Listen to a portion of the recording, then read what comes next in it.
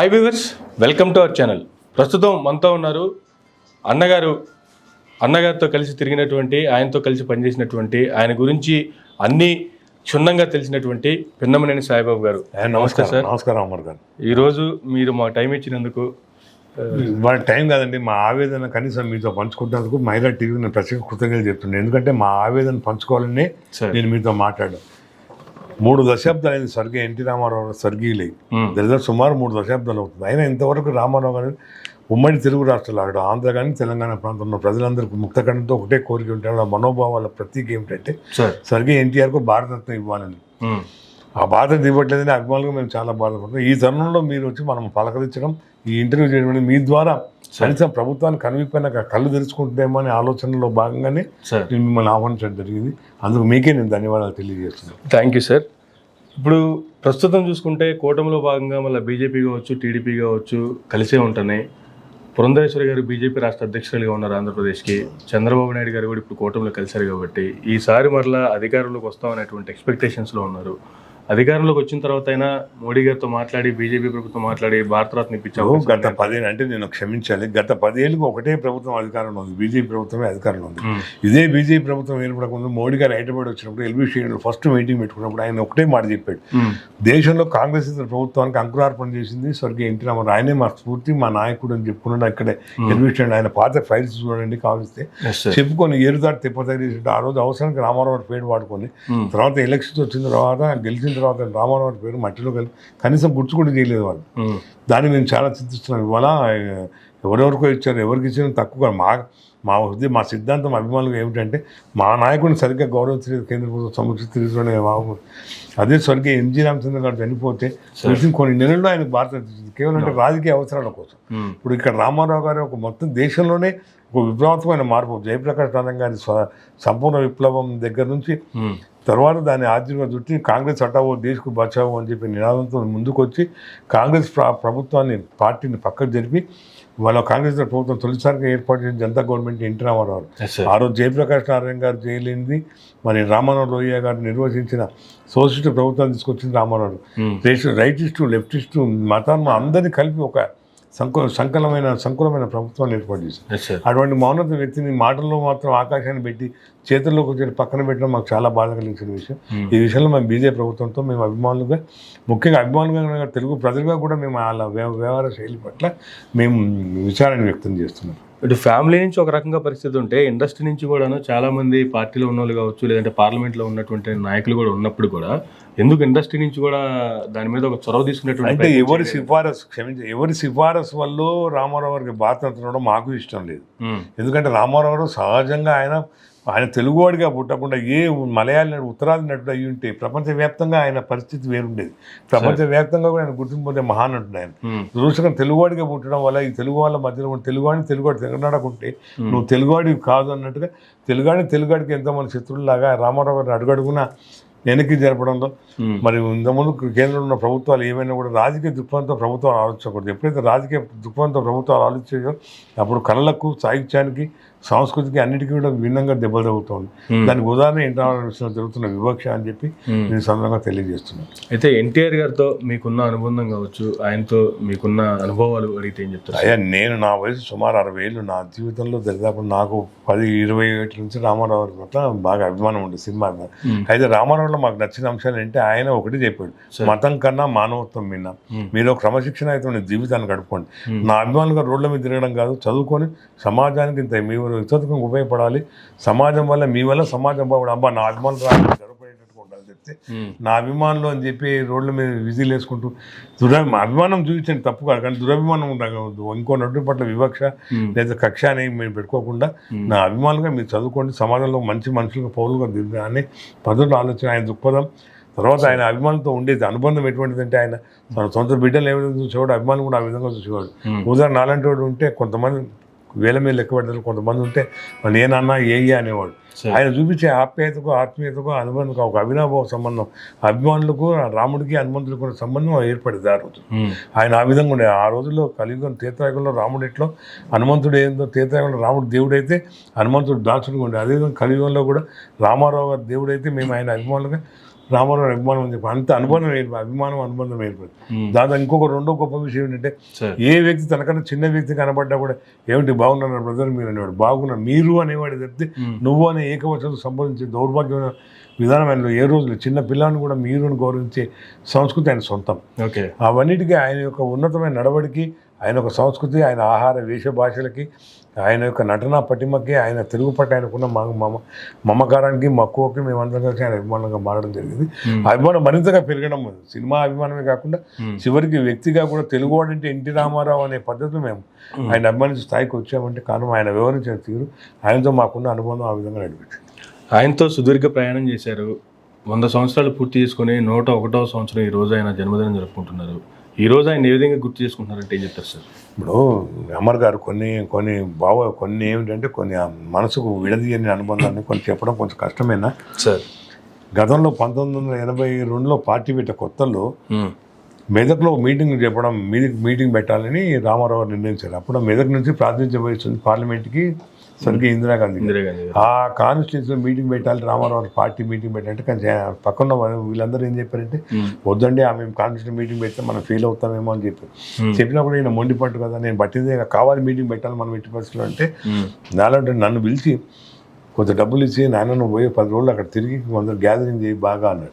ఓ 20,000 మంది సంగారెడ్డి టౌన్లో పెడితే, సంగారెడ్డిలో 20,000 మందితో మీటింగ్ పెడితే గంజి మైదాన్లో సుమారు ఆ మీటింగ్కి 2-3 గంటలకు మీటింగ్ అంటే మధ్యాహ్నం 2 గంటలకి మీటింగ్ హాల్ మొత్తం మీటింగ్ ప్లేస్ నిండిపోయి సుమారు 1,00,000 మంది పైన తయారైపోతే రామారావు ఆశ్చర్యపోయారు. పక్కన నాదిలా భాస్కర్ అప్పుడు అన్నాడు, అరే సాయిని పంపించి మంచి పని చేశాడు, ఆడు కుంటుడైన చాలా సమర్థుడు ఒకటే మాట చెప్పాడు, భాస్కర్ తమ్ముడు ఇంకోసారి బ్రదర్ భాస్కర్ వాడు ఎప్పుడు సాయిని కుంటుడు అనొద్దు, ఎందుకంటే వాడు 2 కాళ్ళు ఉంటే వాడు నీకన్నా నాకన్నా గొప్పవాడు అయ్యేవాడేమో, వాడి అందుకే దేవుడు వాడి కాలు తీసేసినట్టు, అంతేగాని నువ్వు ఎప్పుడు కుంటాడు అని ఆ విధంగా నాలో ఆత్మ విశ్వాసాన్ని పెంపొందాడు. అంటే వికలాంగుడని ఎవరంటే కర్రతో కొట్టాలని చెప్పేవాడు.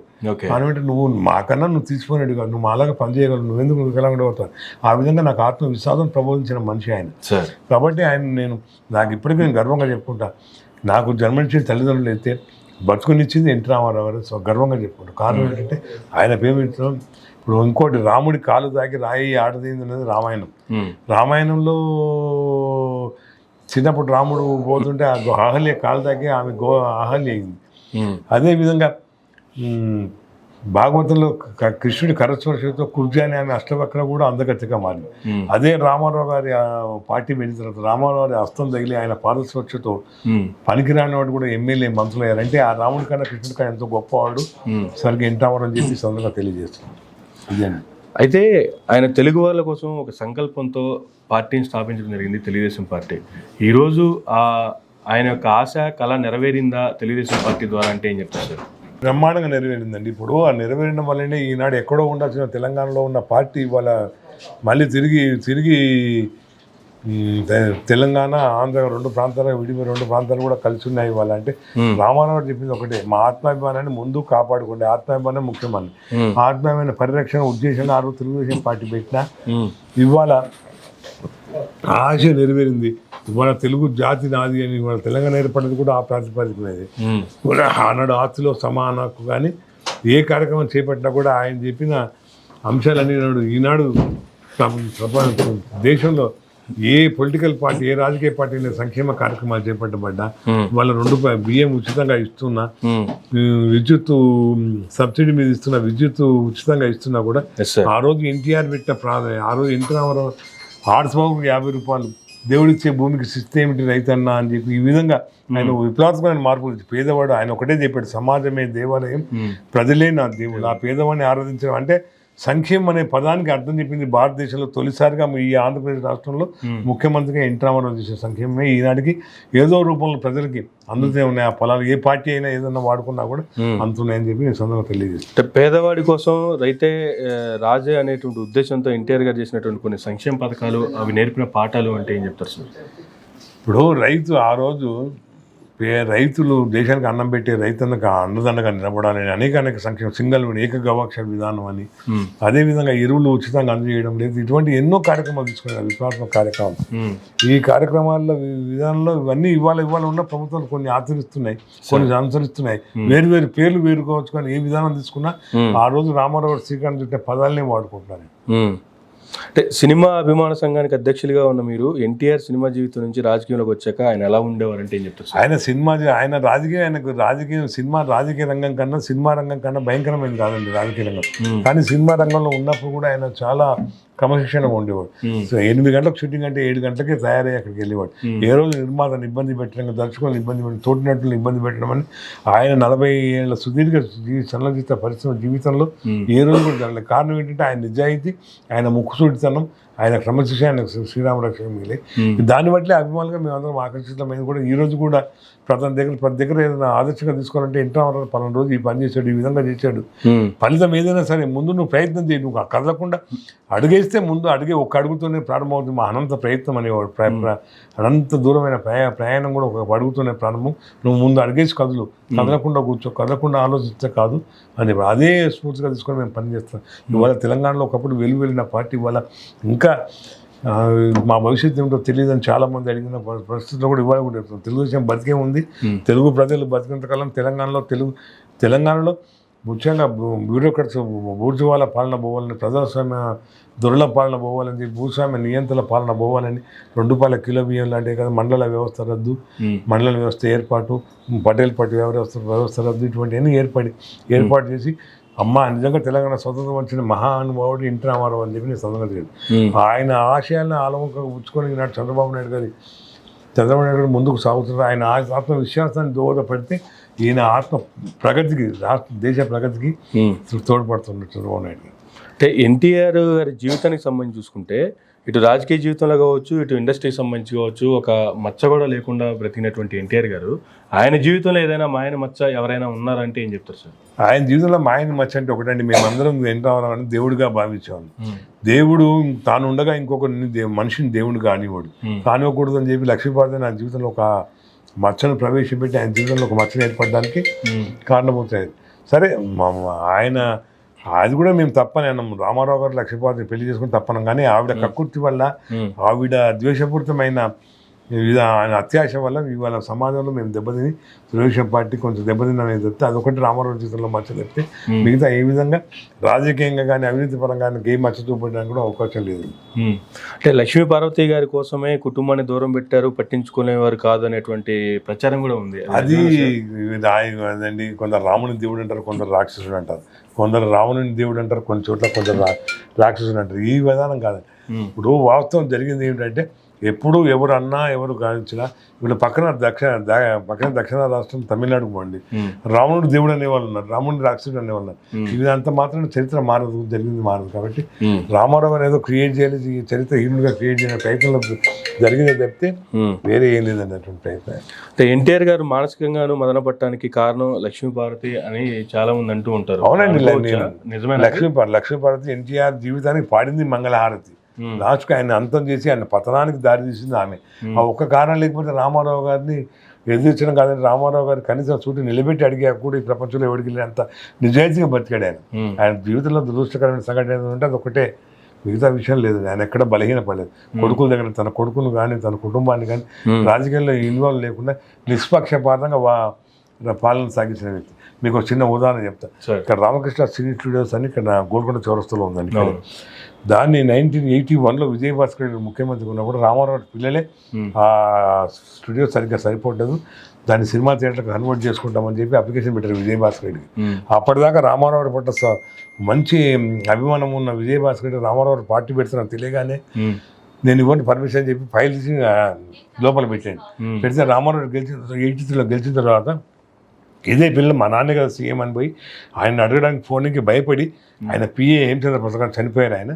ఆయన ద్వారా పంపిస్తే ఒకటే మాట చెప్పింది, అది ముందే ఆర్టీసీ క్రాస్ రోడ్ పక్కన సినిమా జంక్షన్ పక్కన రామకృష్ణ స్టూడియోలో మనం థియేటర్లకు పర్మిషన్ ఇస్తే మొత్తం జనసమూహంతో నిండిపోయి ప్రజలు ట్రాఫిక్తో ఇబ్బంది ఏర్పడుతుంది. కాబట్టి నేను పర్మిషన్ అని చెప్పి ఆ ఫైల్ అప్లికేషన్ నింపేశాడండి ఆయన. అటువంటి నిజాయితీ పడాను. కారణం ఏంటంటే ప్రజలకు ఎక్కడ ఇబ్బంది కలుగుతుందని భావించిన మనిషి. అంతేగాని ఇంకో ఉదాహరణ, హ్యాబిట్స్లో ఇల్లు ఉండేదండి కోఆపరేటివ్ బ్యాంక్ పక్కనే, రోడ్డు వైండింగ్లో అప్పుడు మున్సిపల్ కమిషనర్గా, హైదరాబాద్ మున్సిపల్ కమిషనర్గా వినాయక్ గారు ఉండే. ఆయన అడిగాడు, అరే రామారావు గారు చెప్తే బాగుంటుందేమో, కాస్త రోడ్డు వైడ్లో ఒక 8 గజాలు 10 గజాలు లోపల జరిగితే బాగుంటుంది రోడ్ వైండింగ్ కానీ ఆ పెద్ద రోడ్డు అని అడుగుదామని మనసులో అనుకుంటున్నాం కానీ మదన పడుతున్నారు. అడిగితే సీఎం ఆయన ఏమంటాడు అని. ఆ టైంలో కూడా రామారావు ఆంతర్యం గ్రహించి నేనే స్వచ్ఛంగా వెనక్కి తిరుగుతున్నాను ప్రధాని 15 అంగుళాలు వెనక్కి జరిగింది గజాల పైన. ఈ విధంగా దిరోదత్తమైన చరిత్ర ఉందండి. తనను తాను త్యాగం చేసుకున్నాను. నువ్వు త్యాగాలకు సిద్ధపడి ముందుకు నడవగలిగితేనే జాతికి భవిష్యత్తు తీయగలం అనేది ఎన్టీ రామారావు వివేకానంద సూత్రాలు అక్షరాల్లో పాటించేవాడు. నేనేం చేయకుండా నేను కూర్చొని నేను పైకి రావాలి, సమాజాన్ని పైకి తేవాలి, నేను ముఖ్యమంత్రి కావాలని ఆలోచనతో నన్ను 24 గంటలు శ్రమించి ప్రజల మనసులు తీసుకొని ప్రజల దీన్ని కూడా తీసుకొని ఎక్కడ ఏ విధంగా ఉండాలో. రాజకీయం కూడా ఆయన విజయుడు అజేయుడు అండి, సినిమా పరంగా కూడా అజేయుడు. అందుకని చెప్తే నవరస పాత్రధారి నటనాసూరి తెలుగు చలనచిత్ర రంగంలో ఎవరు నీసారి నందమూరి ఎవరు నీసారి అని.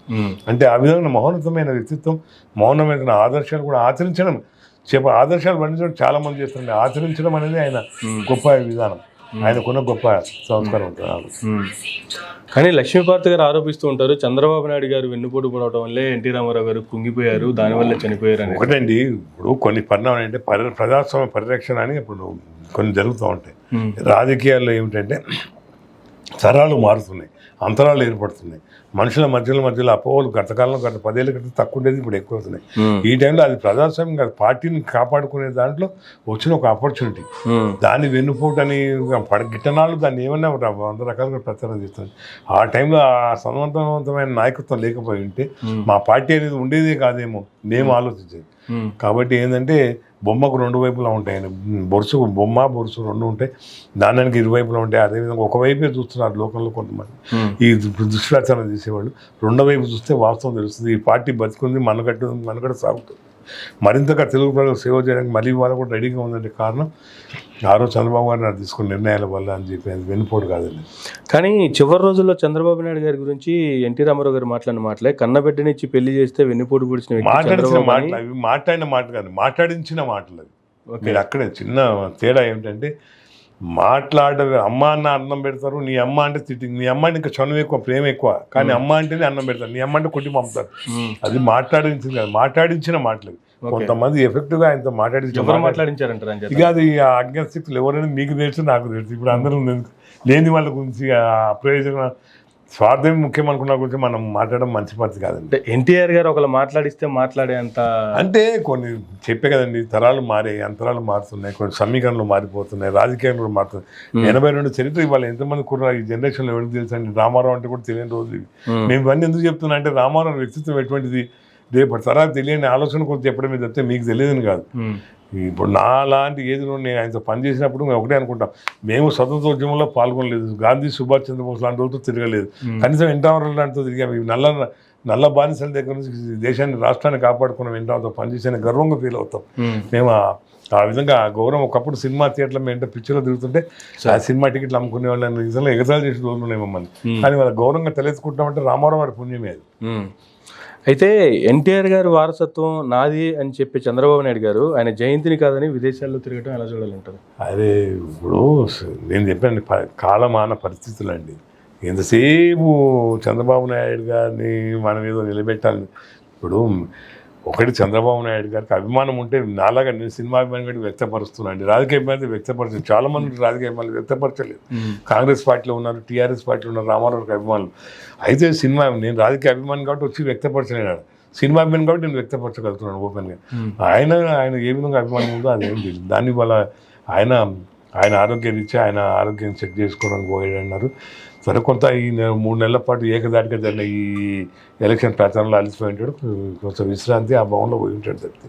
ఆయన లేకుండా ఆయన సత్యమైన ఆయన పిల్లలు వాళ్ళ కుటుంబ సభ్యులు అందరూ కూడా వచ్చి అక్కడ రామారావు గాడికి రావడం నివాళులర్పించడం జరిగింది. దీంట్లో అన్నిదా ఈ కోడిగుడ్డు ఎన్నికలు వీక రంధ్రాన్ని విషయాన్ని అక్కర్లేదని చెప్తున్నాను నేను. కానీ ఈ రోజు చూసుకుంటే మహానాడు జరుగుతూ ఉండాల్సినటువంటి పరిస్థితి నిన్న ఇవ్వాల. అవునండి, ఎలక్షన్ కోడ్ ఉంది. ఎలక్షన్ కోడ్లో మహానాడుగా మేము బ్యానర్ కూడా కట్టుకోలేకపోయాం. రామారావు పుట్టినరోజు శుభాకాంక్షలు బ్యానర్ కూడా కట్టిన పరిస్థితి. ఎలక్షన్ కోడ్ గౌరవించాలి. ఇప్పుడు చట్టం ప్రభుత్వం మనమే చట్టాలు తయారు చేసి మనమే ఆ చట్టాలను గౌరవించకపోతే ఎట్లండి? చట్టాన్ని గౌరవించాలి. కరోనా టైంలో కూడా చూసాము, అందరూ బయటికి రాలేనటువంటి పరిస్థితుల్లో జూమ్ మీటింగ్లు పెట్టి జూమ్ లో పెట్టుకున్నాం నిర్వహించిన. కానీ ఈ మహానాడు జూమ్ మీటింగ్లో అంటే ఆ రోజు ఆ సాంకేతిక భావం కరోనా టైంలో ఒకరు కలవకూడదు అనే పద్ధతిలో మనిషికి మనిషి దూరం పాటించాలనే ఆరోగ్యకరమైన ఆలోచన విధానంలో భాగంగానే జూమ్ మీటింగ్ పెట్టడం, రామారావు నివాళి మేమందరం ఆయనతో పాటు నివాళులు. అయితే ఇప్పుడు ఏమిటంటే ఈ మూడు నెలల పాటు సాగిన హోరాహోరీ ఈ ప్రచార యుద్ధంలో అలసిపోయి ఆ విధంగా ఆయన కుటుంబ సమేతంగా అమెరికా వేయడం చెప్తే దానికి వేరే రాజకీయ కారణాలు ఆపాదించడం అనేది మా ఉద్దేశం కాదండి. నా ఉద్దేశం సరైనది కాదని నా ఉద్దేశం. అంటే ఎన్టీఆర్ వారసులుగా ఎవరు ఉండాలని మీరు అనుకుంటున్నారంటే ఏం చెప్తారు సార్? సమాజం ఎవరిని పనిచేసినటువంటి వ్యక్తిగా, ప్రయాణం చేసినటువంటి వ్యక్తిగా ఆయన వారసత్వ లక్షణాలు వారసులు ఎవరికి ఉన్నాయి, ఎవరు మరలా ఆ పార్టీకి కావచ్చు, ఆయన ప్రతిష్టకు కావచ్చు, వారసులైతే పార్టీ బ్రతికే అవకాశాలు ఉన్నాయంటే ఏం చెప్తారు సార్? అంటే వారసులు అనేది ప్రజలు నిర్ణయిస్తారు సార్. నేనేదో నేను రామారావు తీసుకొచ్చి కొడుకున్నో కూతురునో ఎవరినో కూర్చోబెట్టలే. ఆయన అల్లు వచ్చారు, అది కూడా అల్లుడిగా దూరంగానే, పెద్ద ఆయన సొంత రక్త సంబంధం కాదు. ఆయన కూతురు ఇచ్చాడు, అంతవరకు వేరే కుటుంబం అది, ఆయన కుటుంబంతో అంతేలా. ఇప్పుడు కూడా రామారావు గారు కాదు, జనం ఎవరిని అభిమాని జనాన్ని ఎవరు నిలబెడితే వాళ్ళే నాయకులు వారసులు అవుతారు చెప్తే, వారసులు అని చెప్పి ఎవరినో కూర్చోబెడితే దానివల్ల ఒరిగేది ఏమీ లేదు. అది ఉండేది కూడా కొంతకాలం పాటే.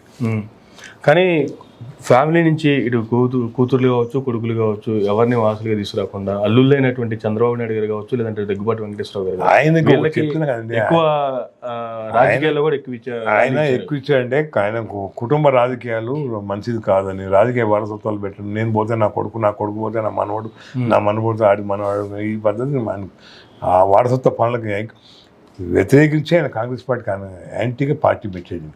ఆయన ఈ విధానాలను జీర్ణించుకోవడం, ఈ విధానాలు పడకనే ఆయన ఎవరిని ఇన్వాల్వ్ చేయడం నా ఉద్దేశం. అంటే కూతుర్లైనా ఎవరైనా తీసుకురావాల్సినటువంటి ఎవరిని తీసుకురావాలని ఆయన తలుచుకుంటే, ఇవాళ కేంద్ర మంత్రిగా పురంధేశ్వరి గారు పనిచేశారు 2 సార్లు, ఆవిడకి ఎక్స్పీరియన్స్ ఉంది. ఆవిడ కూడా ఆయన తెలియదు. ఆవిడ రామారావు చనిపోయి మరణాంతరం ఆవిడ వచ్చింది చెప్తే, మా నాన్నగారు ఆశయాలు కాపాడుతా అని చెప్పి వచ్చింది చెప్తే, రామారావు ఆమె రాజకీయాలకు రామ్మా నేను ప్రోత్సహించలేదు, తీసుకురావడం కూడా అవకాశం ఇవ్వలేదని చెప్పి.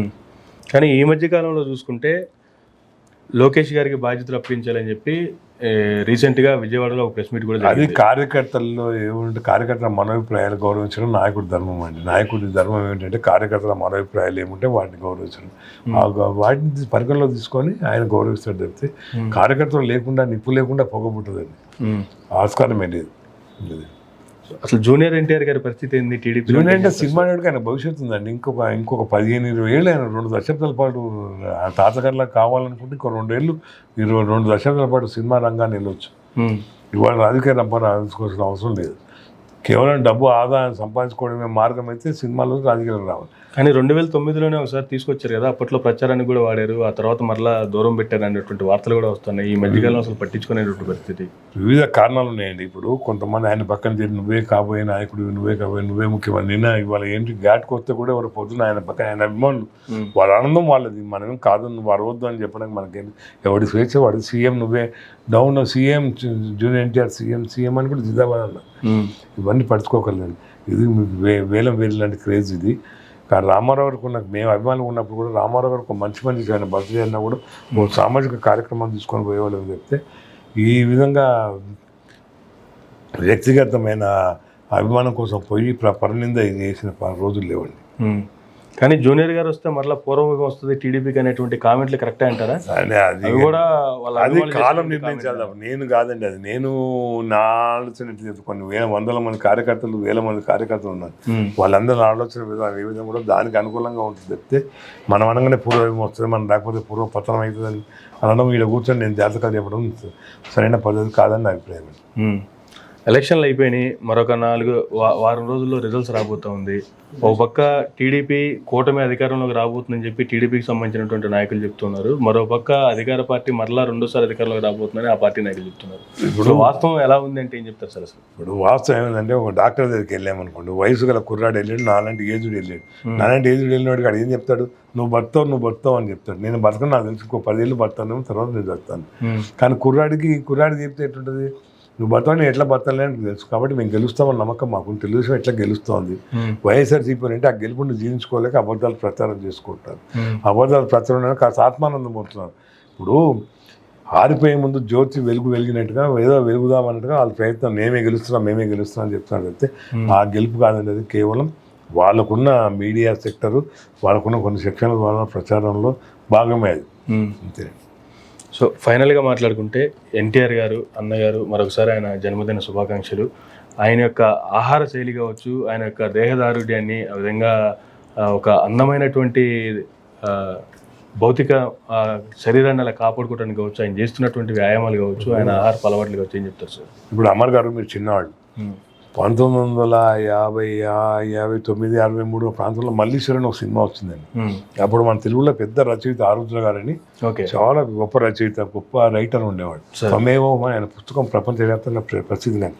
ఆయన భార్య ఫెమినిస్ట్ ఉంది, రామలక్ష్మి గారని. ఆమె పుస్తకం, ఆమె ఒక మల్లీశ్వరి రిలీజ్ అయినప్పుడు ఆ సినిమా కొంచెం రివ్యూ రాస్తే ఆమె ఏం చెప్పిందంటే, ఆమె పెద్ద క్రిటిక్స్ ఉండేది. అసలు ఈ సినిమాకి మల్లీశ్వరుడు ఎందుకు పేరు పెట్టారు, అంత అందగాడు నాగరాజు అని పేరు పెట్టాల్సింది, ఎన్టీఆర్ నాగరాజు అని రోల్ అండి. అది ఆ పేరు పెట్టేది ఎందుకు, ఈ సినిమాకి ఈ పేరు పెట్టి చెత్త పేరు అని చెప్పి క్రిటిసైజ్. అంటే ఆ విధంగా మగాళ్ళు కూడా ఆశ్చర్యపడి అంత అందంగా ఉండేవాడు రామారావు. రామారావు దేవుడు అని తెలుగు రాజగోపాల్ అని ప్రఖ్యాతమైన శిల్పి ఉండేవాడిని, బొమ్మలు చేసేవాడు.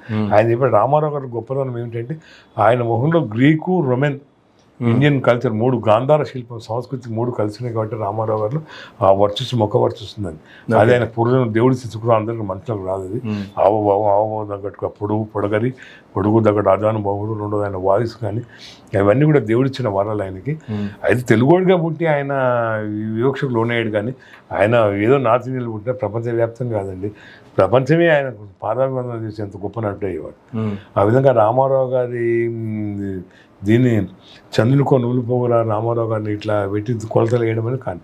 అయితే రామారావు గారి జీవితంలో మెయిన్గా ఆయన కష్టపడేది ఏంటంటే, ఆ రోజు డబ్బులు నేను పొంగిపోయింది లేదు, డబ్బులు లేని రోజు కుంగిపోయింది లేదు. నెలకు 10,000 రూపాయలు 1,000 రూపాయలు పనిచేసిన రోజులు ఉన్నాయి వాయిని విజయవాడతో కాంటాక్ట్లో. ఓకే. అదే వాళ్ళ దగ్గర 1,00,000 రూపాయలు తీసుకున్న రోజులు ఉన్నాయి. కానీ వచ్చింది కానీ పొంగిపోలేదు, లేదు కానీ కుంగిపోలేదు. తన అవకాశం కోసం అవకాశాలు వచ్చినాయని సద్వినియోగం చేసుకుని నిలబడ్డాడు. అది మానవులకు అందరికీ మారు. ఈనాడు రాముడి జీవితం ఏ ఆదర్శంగా చెప్తామో మన సంస్కృతికి రాముడు ఆదర్శం అని, ప్రతి ఒడు ఎదిగే ప్రతి తరం కూడా ఇంటవర జీవితాన్ని మార్గదర్శకంగా పెట్టుకుంటే, కష్టపడి నేర్చుకోండి. కృషితో నాస్తి దుర్భిక్షం. నువ్వు కష్టపడి దుర్భిక్షం అనే పరిస్థితి లేదు. నువ్వు కష్టపడి ఇంట్లో కూర్చొని నాకు అది కావాలి ఇది కావాలంటే సమాజంలో భాగంగా పనిచేయి. నట్టా బుట్టబట్టి ఏ పని. ఇవాళ ఇండియాలో ఈ మధ్యకాలంలో చూసారండి, ఎక్కడైనా ఆకలి చావులు కానీ ఎందుకు లేవు. ఎక్కడైనా పని దొరుకుతుంది, పని చేసుకుంటూ బతుకున్నాడు. నేను బతకలేకపోతున్నాను ఎక్కడో చేతకాని సోమరి. అందుకే గతంలో కూడా ప్రపంచంలో చెప్పారండి, బెర్నేషా లాంటి వాళ్ళు చెప్పారు, ఒక హంతకుడికి అన్నం పెడితే వాడి వల్ల ఒక సమాజం పాడవుద్ది, ఒక దొంగకు నిలిస్తే వాడి వల్ల ఒక ఇల్లు పాడవుద్ది, కానీ ఒక సోమరికి అన్నం పెడితే ప్రపంచం మొత్తం నాశనం అవుతుంది. అంటే సోమరితనం అనేది కాలం మారుతుంది. ఎప్పుడైనా నా వల్ల ఏమిటి సమాజానికి, నాకేమిటి అంటే స్వార్థ చింతతో మనిషి పరిగెత్తున్న రోజులు ఇవి. కాబట్టి ఎన్టీఆర్ జీవితాన్ని మోడల్గా పెట్టుకొని కష్టపడితే అసాధ్యం అనేది ఏం లేదు, అన్ని సుసాధ్యమైన భావం అర్థం చేసుకొని ముందుకు రాగలుగుతారు రేపు రాబోయే తరం. అదేనండి ఆయన నుంచి నేర్చుకోవాల్సిన పాఠం. ఆయన రేపు వచ్చి ఆయన జన్మదిన సందేశం. ఆయన ఆహారపు అలవాట్లు ఏ విధంగా ఉన్నాయి సార్ ఈ రోజులో చూస్తుంటే? మన ఆహార అలవాటు అంటే, ఆహారం అంటే ఒకటండి, తినడం కూడా ఒక కళే, జీర్ణించుకోవడం ఒక కళే. ఆయన తినేవాడు, జీర్ణించుకునేవాడు, ఫస్ట్ కూడా ఉండాడు. అదే పౌరాణిక పాత్రలు వేసేప్పుడు మంచిని ముట్టకుండా కూడా వెంకటేశ్వర కృష్ణుడి రోడ్లు వేసేటప్పుడు నటించేవాడు 3 రోజులు 4 రోజులు కూడా. మాంసం మాంసం జోలి, అసలు మద్యం అనేది ఆయనకు తెలియదు, మాంసం జోలిపోకున్నాడు. అదే మామూలు పాత్ర వేసాడు, మాంసం తినేవాడు, అన్ని తినేవాడు. పౌరాణిక పాత్ర అంటే ఎదుటి వాళ్ళ మనోభావాన్ని గౌరవించాలనే ఆలోచన చెప్తే, నేను మాంసం తింటే రాముడు కాదా అనుకునే అనలేదు ఆయన. వాళ్ళని గౌరవించాలి. రాముడిని అశేషంగా భారతీయులు అభిమానిస్తారు. వాళ్ళ అభిమాన దేవుడు ఈ విధంగా ఉంటాడనే భావన రాకూడదని మా అన్నం తినకుండా, మాంసం తినకుండా ఆయనకు అనిష్టంగా ఉండేవాడు. ఆ విధంగా ఆయన సక్సెస్ కారణాలు అవేనండి. ఆ చిన్న చిన్న వాటిని కూడా పట్టుకుని ఎదిగాడు ఆయన. సో చివరిగా ఆయన 101వ జన్మదినం సందర్భంగా ఈరోజు ఎటువంటి కార్యక్రమాలు చేపట్టబోతున్నారంటే, ఇప్పుడు ఎన్టీఆర్ ట్రస్ట్ మెమోరియల్ ట్రస్ట్లో, ఎన్టీఆర్ ట్రస్ట్ భవన్లో ఇవాళ బ్లడ్ డొనేషన్ క్యాంప్ ఉందండి. అక్కడ డివిజన్ల వారిగా అన్నదానాలు, సేవా కార్యక్రమం, హాస్పిటల్లో పళ్ళు పంచడం, కొన్ని చోట్ల సాంస్కృతిక కార్యక్రమాలు ఉన్నాయి, కొన్ని చోట్ల ఎవరు యథాశక్తి. ఎందుకంటే అధికారంలో లేవు, తెలంగాణలో దాదాపు 2 వర్షాలు అధికారం లేకున్నా ఏదో ఉన్నది కార్యకర్తలు. ఇంకా ఇక్కడ నిలబడకపోయినా, ఉన్నా లేకున్నా కూడా మేమున్నాం రామారావు తాలూకు సంకేతాలం అనే పద్ధతిలో ఇంకా వాళ్ళ కార్యకర్తలు వస్తున్నటువంటి కారణం ఆ మహానుభావుడు పెట్టిన దీన్ని చంద్రబాబు నాయకత్వం పట్ల ఉన్న విశ్వాసం రెండు కలిపి పార్టీని నిలబెడుతూ ముందుకు నడుస్తున్నాయి. Thank you sir, thank you very much అండి. అన్నగారికి సంబంధించి పెన్నమనేని సాహెబ్ గారు ఇచ్చినటువంటి వివరణ ఇది. నాటి ఇంటర్వ్యూ మరొక ఇంటర్వ్యూలో మళ్ళీ కలుద్దాం. చూస్తూనే ఉండండి మైరా మీడియా.